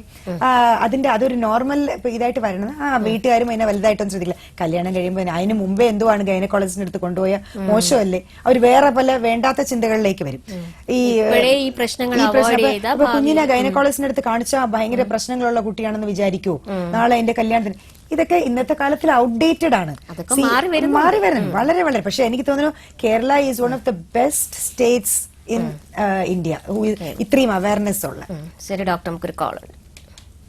ഹലോ, ലൈവ് ബീറ്റ്സിലേക്ക് സ്വാഗതം. ആരാണ് സംസാരിക്കുന്നത്? ഞാൻ തൃശ്ശൂരിൽ നിന്നാണ് സംസാരിക്കുന്നത്. ഡോക്ടറോട് ചോദിച്ചോളൂ. ആരാണ്? പേര് സിനി. സിനി, ഡോക്ടറോട് ചോദിച്ചോളൂ. എനിക്ക് 2 പെൺമക്കളാണ്. സിനി പറഞ്ഞോളൂ കേൾക്കാം. എനിക്ക് 2 പെൺമക്കളാണ്. പക്ഷെ കുട്ടികൾക്ക് മുടി വല്ലാതെ കൊഴിയാണ്. പീരിയഡ്സ് ഒക്കെ ഓക്കെയാണ്. വണ്ണം ഉണ്ടോ? മുടി വല്ലാതെ കൊഴിയാണ്. വണ്ണമുണ്ടോ? അമിത വണ്ണമായിട്ട് തോന്നുന്നുണ്ടോ? ഇല്ല, ഒരു കുട്ടിക്ക് അമിതവണ്ണം 19 വയസ്സാണ്. കുട്ടി നോർമൽ ആയിട്ടുള്ള വെയിറ്റ് ആണ്. ചെറിയ മകൾക്ക് ഇത്തിരി വെയിറ്റ് ഉണ്ട്. പക്ഷെ ഒരുപാട് മുടി കൊഴിഞ്ഞിട്ട് തൈറോയിഡ് ടെസ്റ്റ്, ബ്ലഡ് ടെസ്റ്റ് എല്ലാം ചെയ്തു. അതിലൊന്നും പ്രശ്നമില്ല. പക്ഷെ മുടി കൊഴിച്ചിൽ വല്ലാതെ ഉണ്ട്. മുടി കൊഴിച്ചിൽ മാത്രം? അതിന് വേറെ പല കാര്യങ്ങളും നോക്കണം. ഡാൻഡ്രഫ് ഉണ്ടോ നോക്കണം. അങ്ങനെയൊക്കെ കുറച്ച് വേറെ ഈ മുടി മാത്രം കൊഴിയുന്ന എന്തെങ്കിലും അവസ്ഥയുണ്ട്. പിന്നെ ഈ വൈറ്റമിൻസിന്റെ കുറവായിരിക്കാം. ബയോട്ടിൻ എന്ന് പറയുന്ന ഒരു സംഗതി കൂടുതൽ കൊടുക്കാൻ ശ്രമിക്കുക കുട്ടിക്ക്. ബയോട്ടിൻ ഇപ്പം ക്യാപ്സ്യൂൾസ് തന്നെ കിട്ടും. ഹെയർ പ്രോട്ടീൻ എന്ന് പറയും അതിന്. ഓക്കെ, അത് ബയോട്ടിനും പിന്നെ അല്ലെങ്കിൽ ഒരു ഡോക്ടറിന്റെ അഡ്വൈസ്, സ്വയം പോയി ദയവേത് ഇത് വാങ്ങിച്ച് കഴിക്കരുത്. ഒരു ഡോക്ടറുടെ അഡ്വൈസ് ഗൈനക്കോളജിസ്റ്റിനെ കാണിക്കാം. ബേസിക്കലി ഇഫ് ഇറ്റ് ഇസ് നിങ്ങൾക്ക് ഇത് എല്ലാ കാര്യങ്ങളും കൂടെ നോക്കണം എന്നുണ്ടെങ്കിൽ സോ അവര് വന്നിട്ട് പക്കാവായിട്ടുള്ള ഒരു ന്യൂട്രീഷൻ പറഞ്ഞു തരും, അല്ലെങ്കിൽ ഒരു ന്യൂട്രീഷണൽ സപ്ലിമെന്റ് പറഞ്ഞു തരും. പിന്നെ ഭക്ഷണക്രമത്തിൽ ഫ്രൂട്ട്സ് ഒരുപാട് ഇൻക്ലൂഡ് ചെയ്യുക, സോയാബീൻസ് പോലത്തെ ഉള്ള കാര്യങ്ങൾ ഇൻക്ലൂഡ് ചെയ്യുക, പയറുവർഗ്ഗങ്ങൾ, അങ്ങനെയുള്ള നമ്മുടെ നാടൻ സാധനങ്ങൾ കൂടുതൽ പപ്പായ ഇതൊക്കെ കുറച്ച് കൂടുതൽ ഇൻക്ലൂഡ് ചെയ്യുക. Thanks for calling Sini. Live ബീറ്റ്സിൽ ഇനിയൊരു ബ്രേക്ക് ആണ്. ബ്രേക്കിന് ശേഷം വീണ്ടും കാണാം.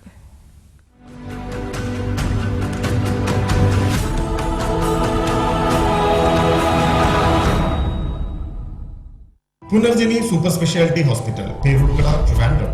Advanced Urology, Gynecology, IVF Center. Endoscopy and keyhole surgery in urology, gynecology and infertility. IVF at very low cost with high success rate. New generation Holmium German laser for urinary stone treatment. Punarjani Super Speciality Hospital, AKG Nagar Road, Perurkada, Trivandrum.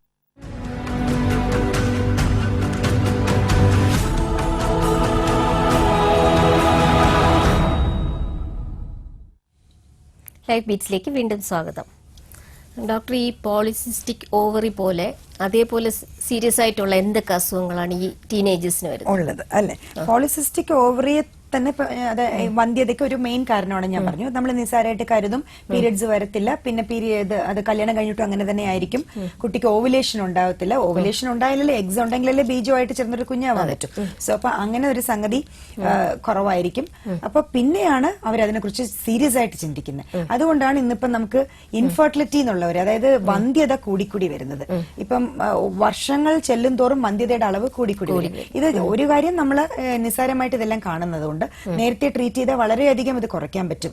അത് infertility prevention എന്നുള്ള ഒരു മോട്ടോയിലാണ് ഇപ്പം ഞാൻ എന്റെ ഹോസ്പിറ്റലിൽ നമ്മളിവിടെ ചെയ്യുന്നത്.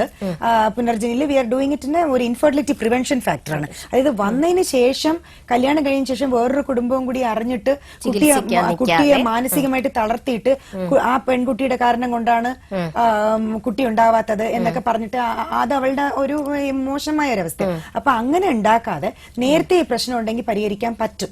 നമുക്കിപ്പോ ലാപ്രോസ്കോപ്പിക് ലേസർ അങ്ങനെയൊക്കെ ഒരുപാട് നല്ല തെറപ്പികളുണ്ട്. അതായത് വയറൊന്നും തുറക്കാതെ തന്നെ ക്യാമറ വെച്ച് നോക്കിയിട്ട് നമുക്ക് ഇതിനെ ശരിയാക്കാൻ പറ്റും. അതിന്റെ കൂടെ തന്നെ ഫെർട്ടിലിറ്റി വർക്കപ്പ്, ട്യൂബ്സ് ഒക്കെ നോർമലാണ്, യൂട്രസിന്റെ അകത്തൊരു ക്യാമറ, ഹിസ്ട്രോസ്കോപ്പി ചെയ്യും. ഇതെല്ലാം നോർമലാണെന്ന് അറിഞ്ഞു കഴിഞ്ഞാൽ പിന്നെ അവൾക്ക് ഇതെല്ലാം നമ്മൾ ഇപ്പൊ ഈ വന്ധ്യതയായിട്ട് വരണവർക്ക് ചെയ്തു കഴിഞ്ഞാൽ തീർച്ചയായിട്ടും നമുക്ക് ആ കുട്ടിക്ക് നമുക്ക് പിന്നെ ഒരു ഇൻഫെർട്ടിലിറ്റി ട്രീറ്റ്മെന്റ് വേണ്ടി വരും. അത് നോക്കുകയും അത് മുമ്പോട്ട് പോകും. അപ്പൊ ഈ ഇൻഫെർട്ടിലിറ്റി ഒന്ന് കുറയ്ക്കുക എന്നുള്ളതാണ് നമ്മൾ ഈ പോളിസിസ്റ്റിക് ഓവറിയെ ഒരു കല്യാണത്തിന് മുമ്പേ നമുക്ക് അതിനെ തടയാനല്ലെങ്കിൽ അത് പ്രോഗ്രസീവ് ആണ്, അതിനെ കുറച്ചൊരു തടയിടാനെങ്കിലും നമുക്ക് പറ്റും. എന്നിട്ട് ആ കുട്ടിക്ക് വേറെ പല അഡ്വൈസസ്, ഹെൽത്ത്, ഡയറ്റ്, പിന്നെ ഏറ്റവും അത്യാവശ്യം എക്സസൈസ്. ഇന്നത്തെ കുട്ടികൾ പണ്ടത്തെ സ്കൂളിൽ നടന്നൊക്കെ അല്ലേ പോയിക്കൊണ്ടിരുന്നത്. അപ്പൊ അതന്നെ ഒരു എക്സസൈസ് ആണ്. കളിക്കും. ഇപ്പം കളിയൊന്നും ഇല്ലല്ലോ. 3 മണിക്ക് വന്നു കഴിഞ്ഞാൽ 4 തൊട്ട് 5 വരെ ഒരു ട്യൂഷൻ, 5 തൊട്ട് 6 വരെ ഒരു ട്യൂഷൻ, 6 തൊട്ട് 8 വരെ ട്യൂഷൻ, പിന്നെ കഴിയുമ്പോൾ ഡാൻസ് ക്ലാസ്, അത് കഴിഞ്ഞ് ഇങ്ങനെ പോകുന്ന കുട്ടിയെ വന്നിട്ട് നമ്മൾ ശരിക്കും പറഞ്ഞാൽ നമ്മുടെ സമൂഹം ഒരുപാട് ടാക്സ് ചെയ്യുക കൊച്ചിന്.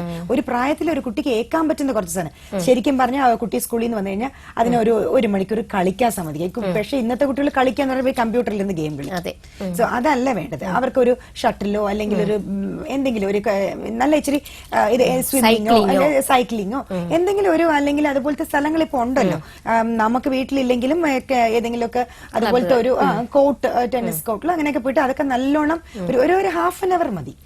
ആ പ്രായത്തിലുള്ള കുട്ടികൾക്ക് അതൊക്കെ ടേക്കപ്പ് ചെയ്യാൻ പറ്റും. അല്ലെങ്കിൽ ബേസിക് ഒരു ട്രെഡ്മില്ലെങ്കിലും വീട്ടിൽ വാങ്ങിച്ചു വെച്ചാൽ അവർക്ക് ചെയ്യാം. ഒരു 15 to 30 മിനിറ്റ്സ് മതി. ചെറിയ എക്സസൈസ് മതി. അത്രയും കാലറി ഫുഡ് കഴിക്കുന്ന കുട്ടിക്ക് അത്രയും മതി. ഡെയിലി ആണോ 5 days? Daily 5 days a week ആണ്. ഞാൻ എപ്പോഴും 5 days a week പറയൂ. ബിക്കോസ് കുട്ടി Saturday Sunday she has to take some rest. ഈ ഒരു മെന്റലി ഓൾസോ നമ്മൾ ആ കുട്ടിയെ ട്രെയിൻ ചെയ്യണം, അവളൊന്ന് റിലാക്സ്ഡ് ആവാനായിട്ട്.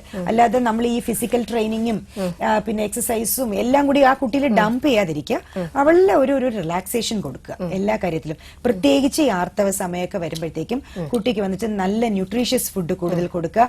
ഈ ഡേറ്റ്സ് ഒക്കെ ഞാൻ പറഞ്ഞത്. പിന്നെ ഒരു എക്സ്പെർട്ടിന്റെ അഡ്വൈസൻസ് ഈ വളർച്ചയൊന്നും വരാതിരിക്കാനായിട്ട് ഉണ്ടോ എന്നുള്ളത് തീർച്ചയായിട്ടും ഇത് ഉപേക്ഷിക്കാതിരിക്കുക എന്നുള്ളതാണ് ഞാൻ ഏറ്റവും അമ്മമാർ കൊടുക്കേണ്ട അവയർനെസ്. അയ്യോ 14 വയസ്സിലുള്ള ഈ കുട്ടിയെ ഞാൻ എന്തിനാ ഇനി ഇത് ഡോക്ടറെയൊക്കെ കാണിക്കേണ്ട കാര്യമായിട്ടുള്ള സമയത്തില്ല. പിന്നെ ഓടാൻ പോകുന്നത് കല്യാണം കഴിഞ്ഞിട്ടാണ്. മനസ്സിലായി? അപ്പൊ അതെന്തിനാണ് നമ്മൾ അങ്ങനെ ഒരു കുട്ടിയെ കല്യാണം കഴിച്ചു വിടുമ്പോഴത്തേക്കും നമ്മൾ കുറെ ആഭരണങ്ങൾ ഇടുന്നു, ആഡംബരം കാണിക്കുന്നു. ബട്ട് അതൊന്നും അല്ല ശരിക്കും വേണ്ടത്. ബേസിക്കലി ആ കുട്ടി ആരോഗ്യപരമായിട്ട് നല്ല ഒരു പെൺകുട്ടിയെ, അതായത് അവൾക്ക് വേറെ ഒരു അടുത്ത ജനറേഷൻ ഉണ്ടാക്കാൻ പറ്റിയ ഒരു ഫിറ്റ് ആയിട്ടുള്ള, അത് മാത്രമല്ല അസുഖങ്ങളിൽ നിന്നൊക്കെ മുക്തമായ ഒരു നല്ല ഒരു ആരോഗ്യവതിയാണ് നമ്മൾ കല്യാണം കഴിപ്പിച്ചു. അതുപോലെ എല്ലാവർക്കും ഉണ്ടാവുന്ന ഒരു സംശയമാണ്, ഈ പീരിയഡ് സമയത്ത് എക്സസൈസ് ചെയ്യാൻ പാടുണ്ടോ? പീരിയഡ് സമയത്ത് കഴിവതും അവോയ്ഡ് ചെയ്യുന്നതായിരിക്കും നല്ലത്. ബിക്കോസ് ഓൾറെഡി ആ ബ്ലീഡിങ്ങും സ്ട്രെയിനും ഒക്കെ ഉള്ളതുകൊണ്ട് ആ സമയത്ത് എക്സസൈസ് ചെയ്യാതിരിക്കുക. പിന്നെ ഇനി അടുത്ത് നമ്മൾ പറയാൻ വരുന്ന ഒരു രോഗം, ഈ ഹെവി പെയിൻ ഞാൻ പറഞ്ഞല്ലോ, ഈ ഭയങ്കരമായ ഈ കുട്ടിയുടെ വേദന, അത് മിക്കവാറും നിസ്സാരമാണ് എല്ലാവർക്കും. ഇങ്ങനെ പെയിൻ കില്ലേഴ്സ് കൊടുത്തോണ്ടിരിക്കും. അതാണ് സ്ഥിരം നടക്കുന്നത്. ഒരിക്കൽ ഒരു ഡോക്ടറെ അടുത്ത് പോയി എഴുതി വാങ്ങിക്കും. പിന്നെ വർഷങ്ങളോളം അമ്മമാര് തന്നെ അതിനെ സെൽഫ് മെഡിക്കേറ്റ് ചെയ്യും. അവരുടെ എളുപ്പത്തിനാണ്. നമ്മളുടെ ഇപ്പൊ എല്ലാ കാര്യങ്ങളും എളുപ്പത്തിനാണ് നമ്മൾ ചെയ്യുന്നത്. എല്ലാവരും അവരുടെ, പക്ഷെ കുട്ടികളുടെ കാര്യത്തിലെങ്കിലും എളുപ്പം നോക്കാതിരിക്കുക. ഈ എൻഡോമെട്രിയോസിസ് എന്ന് പറയുന്നത് അടുത്ത ഒരു ഇപ്പം ചോദിച്ചല്ലോ അടുത്ത സീരിയസ് ആയിട്ടുള്ള ഒരു രോഗം സിവിയർ പെയിൻ വരും. സിവിയർ പെയിൻ എന്ന് പറഞ്ഞാൽ ആ കുട്ടിക്ക് സഹിക്കാവുന്നുള്ളതിൽ അപ്പുറത്താണ് ആ പെയിൻ. കണ്ടു നിൽക്കാൻ തന്നെ നമുക്ക് സങ്കടമായി പോകും. പക്ഷെ അപ്പോഴത്തെ ഒരു റെമഡി അല്ല വേണ്ടത്. അങ്ങനെ ഒരു 2 പ്രാവശ്യം 3 പ്രാവശ്യം വരുമ്പോഴത്തേക്ക് അറ്റ്ലീസ്റ്റ് ഒരു ഗൈനക്കോളജിസ്റ്റിനെ കണ്ടിട്ട് പെയിൻ കില്ലേഴ്സ് അല്ല വാങ്ങിക്കേണ്ടത്. അതിന്റെ ബേസിക് ആയിട്ട് ഹോർമോണൽ ഡിഫറൻസിലുണ്ടോ, അതിനൊരു ഈ എൻഡോമെട്രിയോസിസ് പോലെ രോഗങ്ങളാണ് അങ്ങനത്തെ കോസ് ഉണ്ടെങ്കിൽ ഡെഫിനറ്റ് ആയിട്ട് നമുക്ക് കല്യാണത്തിന് മുമ്പ് ആണെങ്കിൽ ഒത്തിരി സമയമുണ്ട്. ഇപ്പൊ ഒരു 14-15 വയസ്സിലാണ് ആ കുട്ടിക്ക് നമ്മളത് കണ്ടുപിടിക്കുന്നുണ്ടെങ്കിൽ തീർച്ചയായിട്ടും നമുക്ക് ഒരുപാട് സമയമുണ്ട് അല്ലേ. ഇപ്പൊ ഇന്നത്തെ കുട്ടികൾ കരിയർ ഒക്കെ കഴിഞ്ഞിട്ട് ഒരു 24-25 മാരീഡ് ആവുന്നുള്ളൂ. സോ അപ്പൊ അങ്ങനെയുള്ള ആ ഒരു സമയത്തിനുള്ളിൽ she can be made A perfect ഒരു പേഴ്സൺ ഫോർ മാരേജ്. അപ്പൊ സോ അതാണ് നമുക്ക് വേണ്ടത്. സോ അത് ആ എൻഡോമെട്രിയോസിസ് എന്ന് പറഞ്ഞ രോഗം എന്ന് പറയുന്നത് ആക്ച്വലി വെച്ചാൽ ബ്ലഡ് യൂട്രസിനകത്തല്ല, അത് വേറെ സ്ഥലങ്ങളിൽ ഈ രക്തം ചിന്തുന്നതാണ്. എന്നിട്ട് അതെല്ലാം ഇപ്പൊ ഓവറിയിലാണെങ്കിൽ അതൊരു സിസ്റ്റായി മാറും. അതിനെ നമ്മൾ വന്നിട്ട് ചോക്ലേറ്റ് സിസ്റ്റ് എന്ന് പറയുന്നത് വെച്ചാൽ അതിനകത്ത് രക്തം കെട്ടി കെട്ടി കെട്ടി ഓരോ പീരിയഡ് സമയത്തും കുട്ടി പെയിൻ അനുഭവിക്കുന്ന അങ്ങനെയാ. ഇത് വരുമ്പോൾ അത് കുറെ കഴിയുമ്പോൾ ആ രക്തം ക്ലോട്ട് പോലെ അകത്തായിട്ട് അതൊരു ചോക്ലേറ്റ് ക്വാളിറ്റിയിലേക്ക് വരും, കട്ടിയുള്ള രക്തം. അപ്പൊ നമുക്ക് ആ സിസ്റ്റ് ഇപ്പൊ നമ്മളത് ചെയ്യുന്ന വയറ് തുറക്കേണ്ടയോ അങ്ങനത്തെ ഒരു കല്യാണത്തിന് മുമ്പ് ഡെഫിനറ്റ് ആയിട്ട് ചെയ്യാം, ഒരു പ്രശ്നമില്ല. സ്കാർ പോലും ഇല്ലാത്തൊരു സാധനം വയറ് നമ്മൾ തുറക്കുമെന്നൊരു ചെറിയ ക്യാമറ വെക്കാനുള്ള ഒരു പോർട്ടാണ് നമ്മൾ ഇടുന്നത്, അത്രേ ഉള്ളൂ. അത് അറിയ പോലും ഇല്ല, പൊക്കിളിന്റെ അകത്തോട്ട് ഇടുന്ന ഒരു സംഗതിയാണ്. സോ കോസ്മെറ്റിക്കലി ഒരു പ്രശ്നം ഉണ്ടാക്കില്ല. പലർക്കും അങ്ങനെയൊക്കെ ഉണ്ട്. കുട്ടിക്ക് വേറെ അവയവങ്ങളെ നമ്മൾ വീക്ഷിക്കുന്നു, അകത്ത് കയറി നോക്കും പോലെ നമ്മളത് നോക്കുന്നു, വിഷൻ കിട്ടുന്നു. വേണമെങ്കിൽ അത് റെക്കോർഡ് ചെയ്ത് വെച്ച് പേഷ്യൻസിനും അതായത് കൂടെയുള്ള അമ്മ അച്ഛന്മാർക്ക് നമുക്ക് കാണിച്ചു കൊടുക്കാം, സി ഇതൊക്കെയാണ് അവയവങ്ങൾ, ഇറ്റ്സ് ഓക്കെ എന്ന് വേണമെങ്കിൽ കാണിച്ചു കൊടുക്കാനും പറ്റുന്ന ഒരു അവസ്ഥയാണിത്. പക്ഷെ കുട്ടിക്ക് അരമണിക്കൂറിനാം എണീറ്റ് നടക്കാൻ പറ്റും. അനസ്തീസിയയിലാണ് നമ്മൾ ചെയ്യുന്നതെങ്കിലും അരമണിക്കൂറിനാം കുഞ്ഞിന് എണീറ്റ് നടക്കാൻ പറ്റും. ആ കാര്യങ്ങളെല്ലാം നമ്മൾ കൃത്യമായിട്ട് നോക്കി ഇങ്ങനെ എന്തെങ്കിലുമൊക്കെ പ്രശ്നം ഉണ്ടെങ്കിൽ ആ സിസ്റ്റ് മാറ്റാൻ പറ്റും. ഒരു 10 ഇപ്പൊ എന്റെ എക്സ്പീരിയൻസിൽ ഞാനൊരു 20 സെന്റിമീറ്റർ വരെയുള്ള സിസ്റ്റ് വരെ നമുക്ക് ഈസി ആയിട്ട് ലാപ്രോസ്കോപ്പി വരെ മാറ്റി. 20 centimetre most biggest size you can imagine. എന്താന്ന് വെച്ചാൽ അത് ഇളിക്കൂട് തൊട്ട് പെൽവിസ് തൊട്ട് വയറിന്റെ ഞാൻ കണ്ടിട്ടുള്ളതിൽ എനിക്ക് തോന്നുന്നു ഞാൻ ചെയ്തതിൽ ഏറ്റവും വലിയ സിസ്റ്റ് ഒരു 20 സെന്റിമീറ്റർ സിസ്റ്റ്. അപ്പൊ അത് ഇങ്ങനെ വരും. അപ്പൊ അത് പോലും നമുക്ക് ലാപ്രോസ്കോപ്പിയിൽ ഈസി ആയിട്ട് നമുക്ക് ട്രെയിനിങ് ഉണ്ടെങ്കിൽ, if the doctor is trained well, അത് ചെയ്ത് ശീലം ഇങ്ങനെ വന്നുകൊണ്ടിരിക്കണം, ഡെഫിനറ്റ് ആയിട്ട് ചെയ്യാൻ പറ്റും. അതിന് വയറ് തുറക്കേണ്ട ഒരു കാര്യമില്ല. ഒരിക്കൽ വയറ് തുറന്ന് അടച്ചാൽ പിന്നെ ഒത്തിരി അധികം പ്രശ്നങ്ങൾ കുട്ടിയിൽ വരാം. എന്ന് വെച്ചാൽ ഈ ബാക്കിയുള്ള കുടൽ ഭാഗങ്ങൾ പോയി ഇതിൽ ഒട്ടിപ്പിടിക്കും. സോ അതുകൊണ്ടാണ് നമ്മൾ കഴിവതും ഓപ്പൺ സർജറീസ് അവോയ്ഡ് ചെയ്യുക. കഴിവതും നമുക്ക് ലാപ്രോസ്കോപ്പിക് ആയിട്ട് തന്നെ ചെയ്യാൻ നോക്കണം. അതൊരു അവയർനെസ് ആണ്. പലരും പോയിട്ട് ഓപ്പൺ സർജറീസ് ബിഫോർ മാരേജ് കഴിവതും നമ്മളത് വളരെ ആവശ്യമുണ്ടെങ്കിൽ മാത്രം ചെയ്യാം. ലാപ്രോസ്കോപ്പി എന്ന് പറയുമ്പോൾ കീഹോൾ സർജറി, കീഹോൾ താക്കോൽ ദ്വാര ശസ്ത്രക്രിയ. അതില് ശരിക്കും പറഞ്ഞാൽ താക്കോൽ ദ്വാരത്തിന്റെ അത്ര പോലും ഇല്ല. വെറുതെ നമ്മൾ പറയുന്നത് താക്കോൽ ദ്വാരം എന്ന് പറയുമ്പോൾ അതിൽ കൂടെ നോക്കാൻ പറ്റുന്നുള്ളതുകൊണ്ടാണ്. സോ അതാണ് അത് മെയിൻ ചെയ്യുന്നത്. ഈ അസുഖത്തിന് വേറെ എന്തൊക്കെ ലക്ഷണങ്ങൾ ഉണ്ടാവാം? പെയിൻ പറഞ്ഞു, സിവിയർ പെയിൻ, പിന്നെ കുട്ടികൾക്ക് തലകറക്കം. അതെ, ആ സമയത്ത് അസിഡിറ്റി കൂടിയിട്ട് തലകറങ്ങി വീഴുകയും ഗ്യാസ്ട്രിക് അസിഡിറ്റി ഭയങ്കരമായിരിക്കും. അതായിരിക്കും ഈ ഛർദിയും ഛർദിലുള്ള കുട്ടികളും ഉണ്ട്. അപ്പം സോ അതൊരു കാര്യം. നെക്സ്റ്റ് പിന്നെ കുട്ടികളിൽ സ്ഥിരം കാണുന്നത് ഭയങ്കരമായിട്ടുള്ള ബ്ലീഡിങ്. അവർക്ക് സ്കൂളിൽ പോകണം, അതിന്റെ ഇടയ്ക്ക് ഈ സംഗതികളെല്ലാം അറിയാലോ, പെൺകുട്ടികൾക്ക് വേണ്ടിയിട്ടുള്ള എല്ലാ സംഗതികളും അവർക്കത് മാറ്റണം. സച്ച ഒരു ക്വാളിറ്റി ഓഫ് ലൈഫ് ആ കൊച്ചു പ്രായത്തിൽ കളിച്ചു നടക്കേണ്ട പ്രായത്തിൽ ഭയങ്കര ഒരു ക്വാളിറ്റി ഓഫ് ലൈഫ് മോശമായിരിക്കും.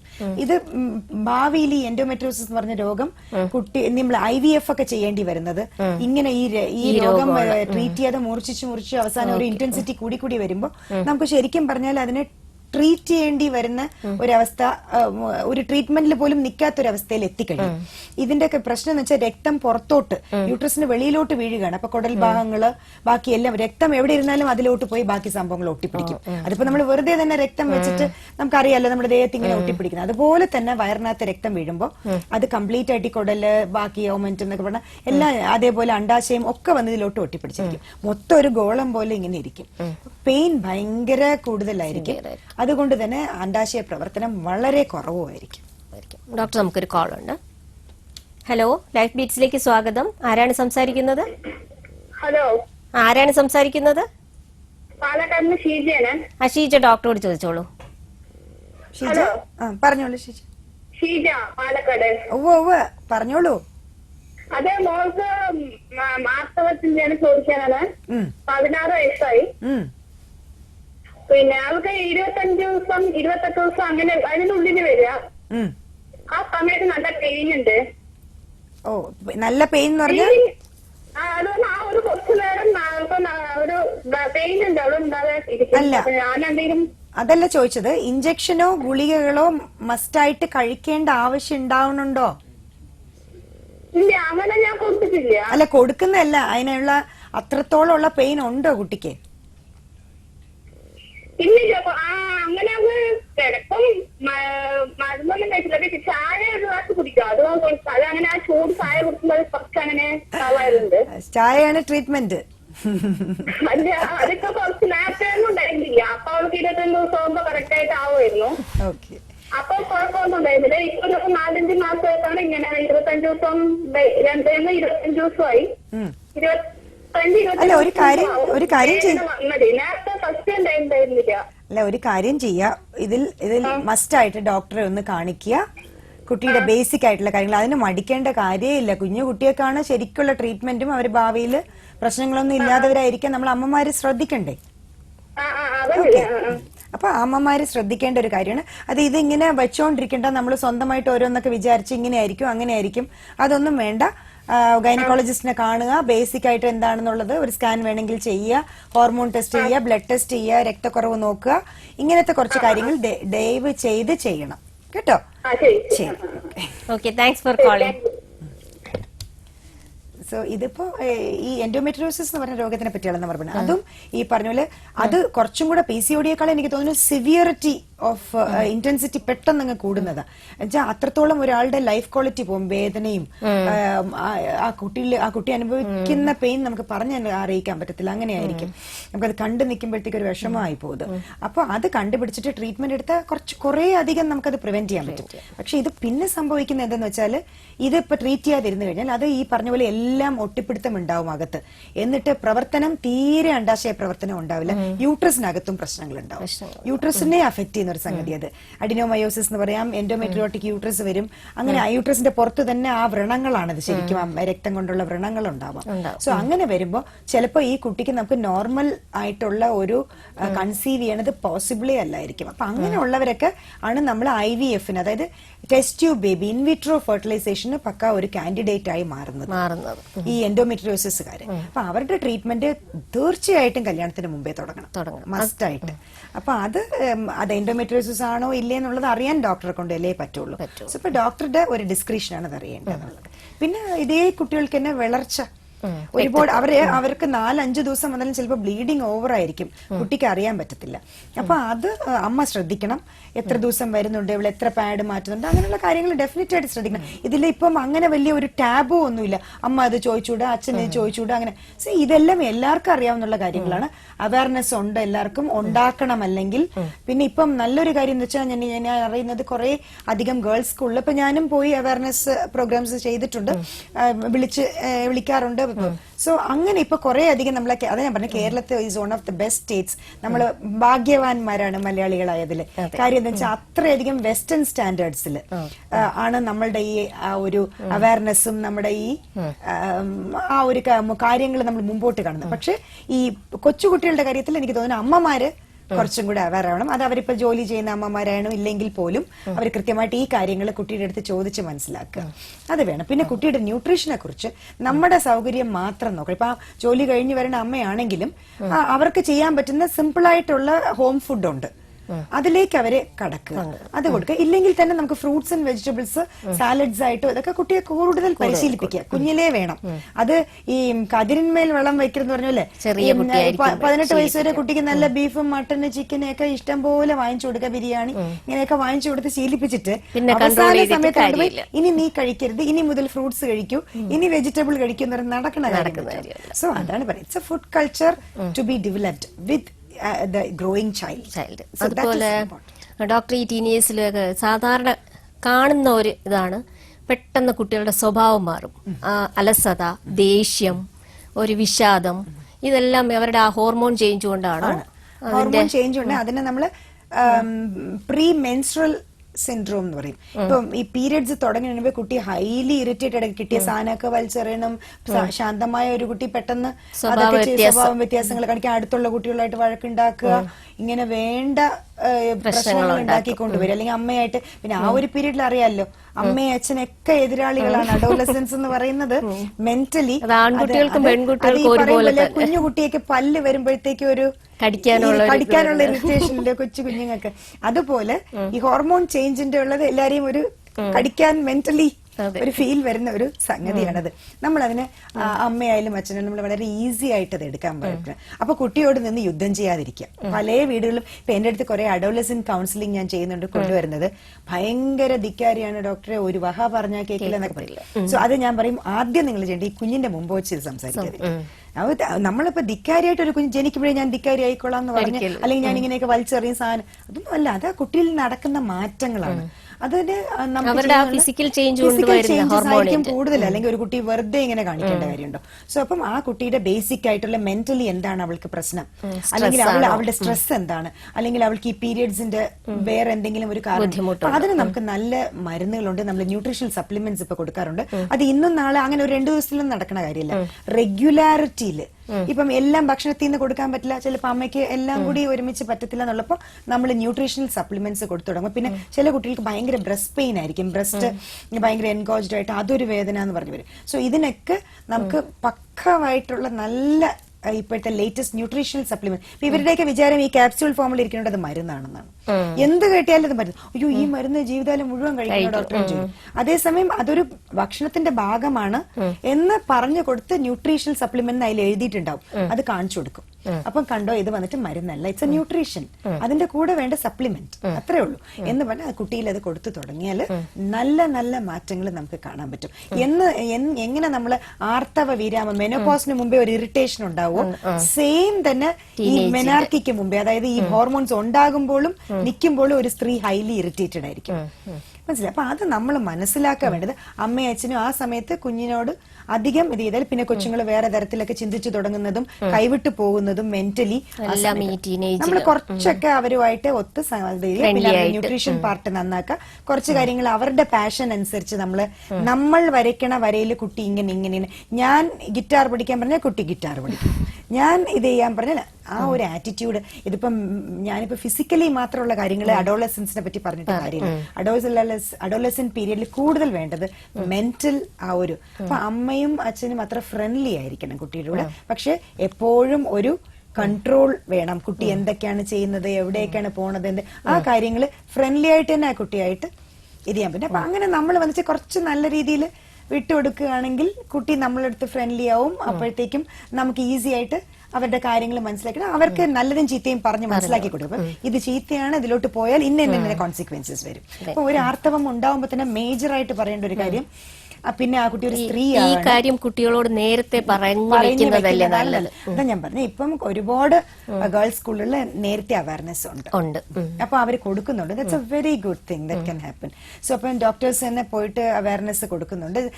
പിന്നെ ടീച്ചേഴ്സിനൊക്കെ പറയാൻ ലേശം, പക്ഷെ സയന്റിഫിക് ആയിട്ട് നമ്മൾ പറഞ്ഞു കൊടുക്കേണ്ട കാര്യങ്ങൾ. And also about A sexual ആയിട്ടുള്ള ഒരു കൗൺസിലിംഗ് അല്ലെങ്കിൽ sexual study is very important. Sex education എന്ന് പറയുന്നത് നില്ലാണ് നമ്മുടെ. അത് എല്ലാവർക്കും ഒരു ഇതൊക്കെ പറഞ്ഞു കൊടുക്കും, ആർത്തവ പ്രശ്നങ്ങളല്ല. പക്ഷെ സെക്ഷുവൽ ഇങ്ങനെ വന്നാൽ ഈ കുട്ടി ഇപ്പൊ നമ്മളിപ്പം പീഡനം അത് ഇതൊക്കെ ഇപ്പോഴല്ലേ ഇപ്പൊ കൂടുതൽ വരുന്നത്. കാര്യം വെച്ചാൽ കുട്ടികൾ ഇപ്പൊ തനിയെ ഇറങ്ങിപ്പോയി തുടങ്ങി, അവർക്ക് വന്നിട്ട് വളരെ ഇൻഡിപെൻഡന്റ് ആയി തുടങ്ങി, അപ്പോഴാണ് അവർ എക്സ്പോസ്ഡ് ആയത്.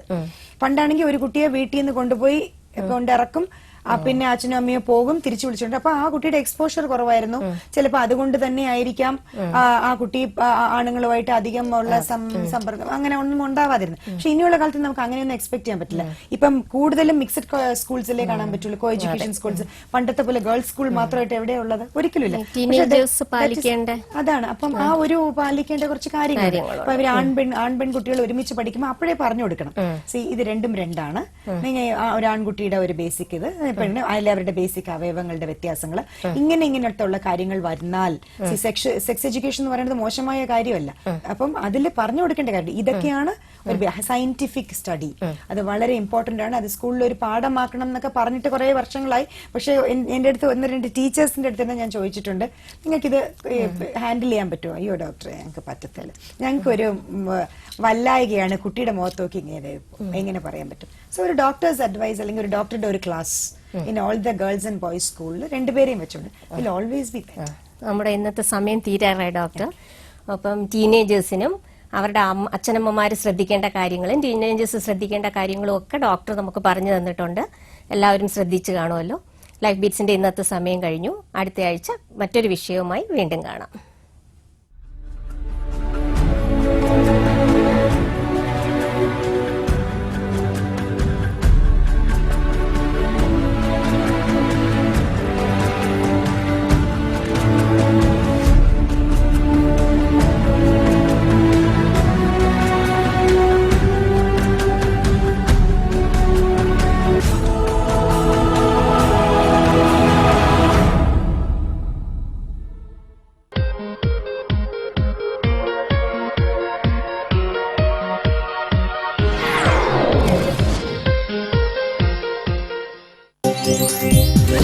ഈ പരിപാടി നിങ്ങൾക്കായി അവതരിപ്പിച്ചത് Punarjani super speciality hospital, AKG Nagar road, Peroorkada, Trivandrum.